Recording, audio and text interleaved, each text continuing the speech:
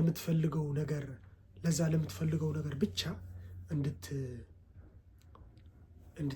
እንዲሆን ብቻ ነው ፍላጎትህ እንጂ ብዙ በራስህ ወይም ደግሞ በራስህ የመተማመን ወይም ደግሞ ራስህን እንድትሆን ፍቃደኛ አይደለህም ማለት ነው። እና ይሄ ደግሞ ችግር ነው። ይሄ ደግሞ በጣም ልናስብበት የሚገባ ችግር ነው ማለት ነው። ምክንያቱም ስለ ራሳችን መቆም አለብን። ስለ ስማችን እንትን መሆን አለበት ማለት ስመኛ ግን በዛ ሲሆን ከሰው ጋር ተጣላ፣ ስለ ራስህ ተከራከር ምናምን ማለት ሳይሆን ስማችንንም አስተካክለን ለዚህ ለምናምንበት ስም መኖር አለብን። ከእግዚአብሔር ጋር መኖር ነው ዋናው። መኖር ማለት ህይወት ማለት ከእግዚአብሔር ጋር መሆን፣ ስለ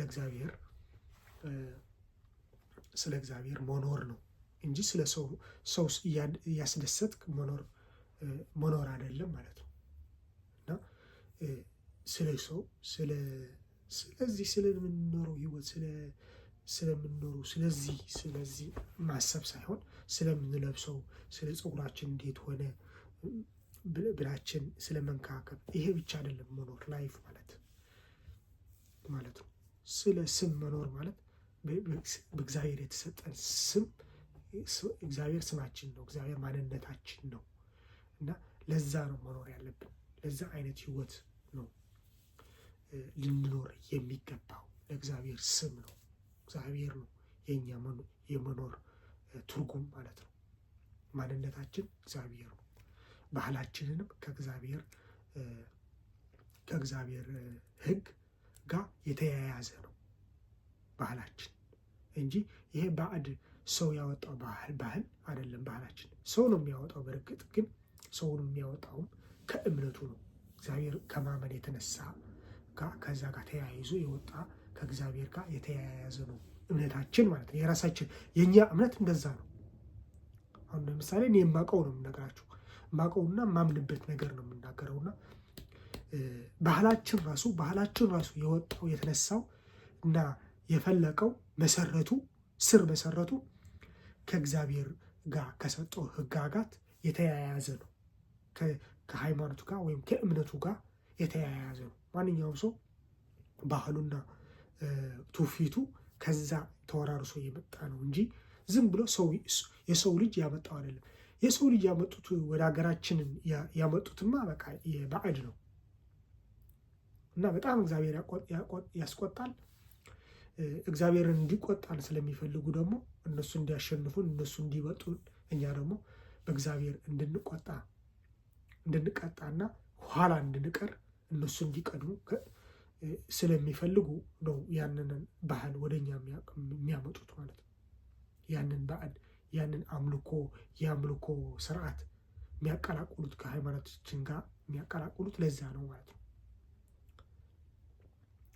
እነሱም ከኛ መሪዎች ጋር ተያይዞ ያላቸው ስምምነት እኛ ወደ እነሱ እንድንሄድ በተለያዩ በፖለቲካም ሆነ በተለያዩ ነገሮች ወደ እነሱ ሀገር ሂደን የእነሱ ተገዥ እንሆን፣ የእነሱ እንድንቀበል ደግሞ ሴራ ያሴራሉ፣ ይመኛሉ፣ ወደ ጣዖታቸውም ይለምናሉ፣ ይሆንላቸዋል።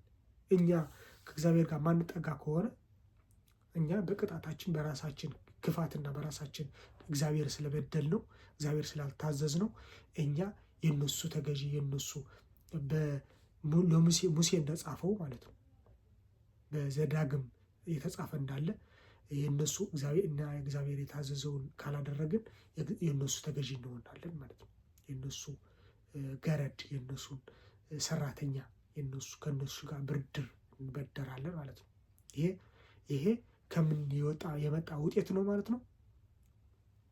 ከእግዚአብሔር ካለመታዘዝ፣ እግዚአብሔር ቃል ካለመስማት፣ ከእግዚአብሔር ጋር ካለመኖር፣ ከእግዚአብሔር ጋር ግንኙነት ያለመኖር ትርጉምና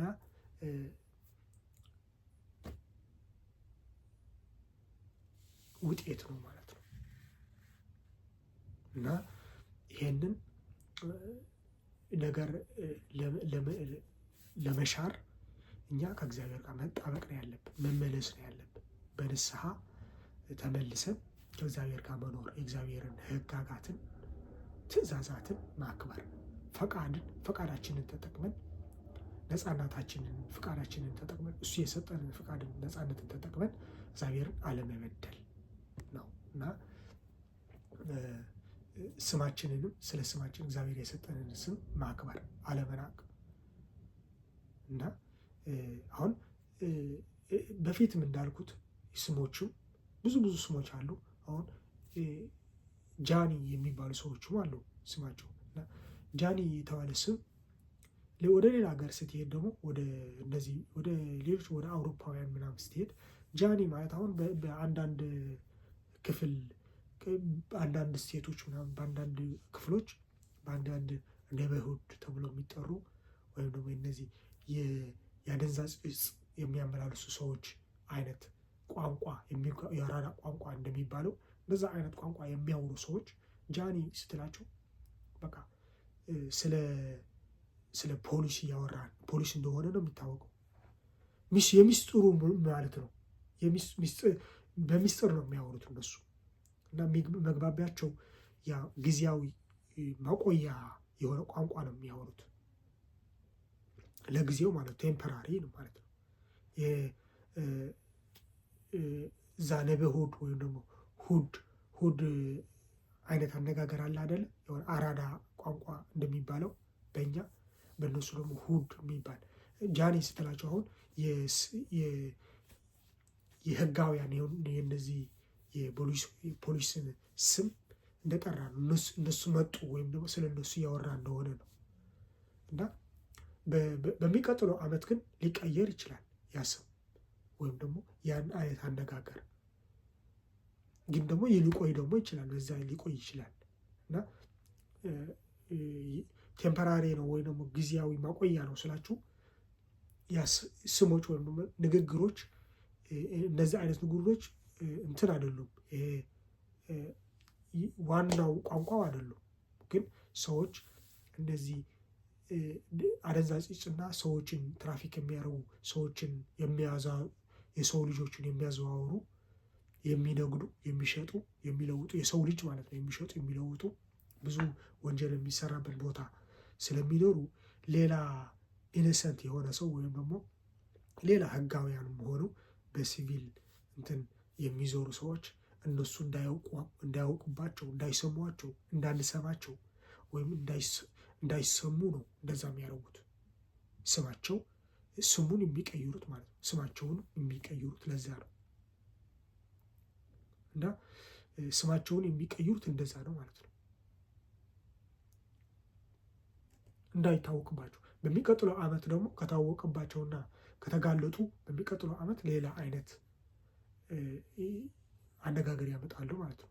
ስሙ ይቀይሩታል ማለት ነው። አንዳንድ ስም ተጋለጠ የሚባል ወይም ደግሞ ፋሽኑ አለፈበት የተባለ ከዛ ምንድን ነው የተቀየረ ሰው እንዳለ ከሆነ ወይም ደግሞ መረጃ የደረሰባቸው ወይም ደግሞ የታወቀው ቋንቋው ብዙ ሰው ያወቀው መሆኑን ከታወቀባቸው ይቀይሩታል ማለት ነው። ስሙን አንዳንድ ነገሮች ስም ይቀይራሉ፣ የአንዳንድ ሰዎች ስም ይቀይራሉ፣ የአንዳንድ እቃዎችም ወይም ደግሞ የእነሱ የሚጠቀሙበት እቃዎች የሚሸጡት እቃዎች ስም ይቀይሩታል ማለት ነው እና በእነዛ ይግባባሉ ማለት ነው በመቀየር እና አብዛኛው ጊዜ ስምን በጣም ምንም እንዳልሆነ ስም መጠሪያ እንደሆነ ነው። ግን ስም በጣም ትልቅ ነገር ነው። በጣም ልናስተውልበትና በስማችን ወይም በስም ነገር ልናስተውለው የሚገባ ነገር አለ ማለት ነው። ብዙ ነገር ያየሁት እና ስም በጣም አስፈላጊ ነገር ነው። በስምህ ነው የሚያዩ ሰዎች የሚያዩና ሰዎች የሚቀሩ በስምህ ነው። ስምህን አይተው ምናምን ነው እና እነዚህ አይነት ያልኳችሁትን ሌላ ትውልድ ሲመጣ አዲስ ትውልድ ሲመጣ አዲስ ወለዶ ትውልድ የተዋልዶ አዲስ ወጣቶች ሲመጡ ያንን የአራዳ ቋንቋን ብሉት ወይም ቋንቋን ብሉት ይቀይሩታል። ደግሞ እነሱ ደግሞ የእነሱ አሁን ለምሳሌ አራዳ የድሮ አራዳ አሁን የሚታወቀው በቋንቋው ነው። ወጥቶ ሲያወራ ታውቀዋለህ ማለት ነው። ይሄ የድሮ አራዳ ነው። አዲሱ አራዳ ሌላ ነው።